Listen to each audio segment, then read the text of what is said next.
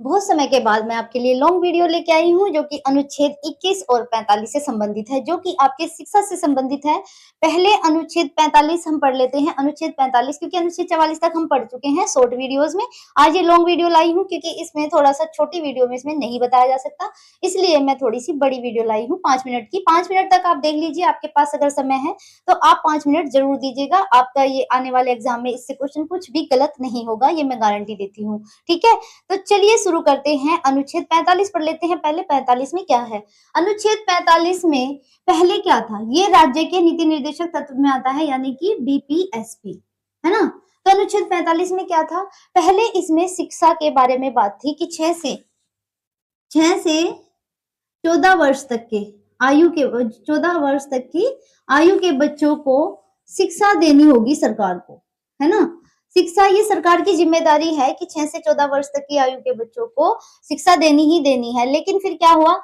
अनुच्छेद 21 क्या जोड़ा गया? ये किसके तहत जोड़ा गया? 86वें संविधान संशोधन 2002 में एक संविधान संशोधन हुआ, जो कि 86वां संविधान संशोधन था, ठीक है? इसमें जो अनुच्छेद 45 था, इसमें से ये निकालकर 6 से 14 वर्ष की शिक्षा निकालकर ये एक 21 क्या में रख दिया गया है, और ये एक क्या बन गया? ये 21 में हमारे 12 से लेकर 35 तक क्या है? मौलिक अधिकार। तो अनुच्छेद 21 क्या है?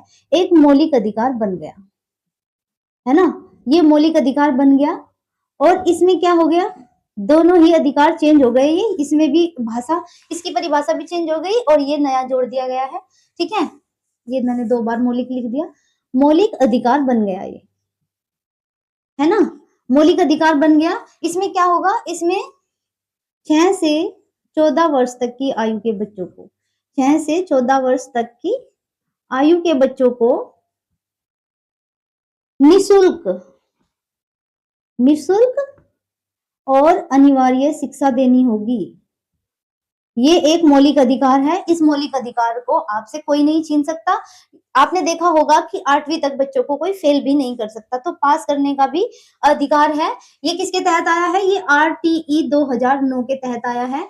आरटीई यानी कि राइट टू एजुकेशन, ठीक है? ये 2009 में एक्ट आया था, ये एजुकेशन पॉलिसी, ठीक है? और ये 1 अप्रैल 2010 को पूरे देश में लागू हो गई थी। आरटीई 2010 में लागू हो गई थी। तो एग्जाम में इससे जरूर क्वेश्चन आता है कि आरटीई से संबंधित आरटीई कब बना था और लागू कब हुआ था, और इसकी फुल फॉर्म क्या है? राइट टू एजुकेशन, ठीक है? इसकी फुल फॉर्म क्या है? आरटीई राइट टू एजुकेशन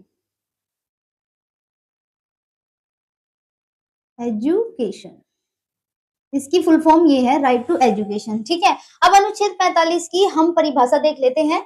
ये अब इसमें से निकल गया। अब इसमें क्या हो गया? ये 0 से लेकर 6 वर्ष तक की आयु के बच्चों को, ठीक है? 6 से 14 वर्ष तक की आयु के बच्चों के लिए पहले इसमें शिक्षा का प्रावधान था, लेकिन अब क्या है? 0 से लेकर 6 वर्ष तक के बच्चों का, है ना? तक के बच्चों को देखभाल का कार्य सरकार की जिम्मेदारी होगी। जैसे कि आप एग्जाम्पल के तौर पर ले लीजिए, जैसे कि आंगनवाड़ी केंद्र होते हैं, आंगनवाड़ी, है ना? जैसे आंगनवाड़ी 0 से 6 वर्ष तक की उन्हें खाना भी दिया जाता है, और उनकी पढ़ाई की भी व्यवस्था की गई है। हमारे अनुच्छेद 21 और 45 के बारे में है। आपको इसमें से उम्मीद है कि सब कुछ समझ में आ गया होगा। अगर आपको समझ में आ गया है तो प्लीज कमेंट करके मुझे बताइए, और लास्ट तक बने रहने के लिए बहुत बहुत धन्यवाद। अगर वीडियो पसंद आई हो तो लाइक, शेयर और सब्सक्राइब जरूर कीजिएगा। बहुत बहुत धन्यवाद।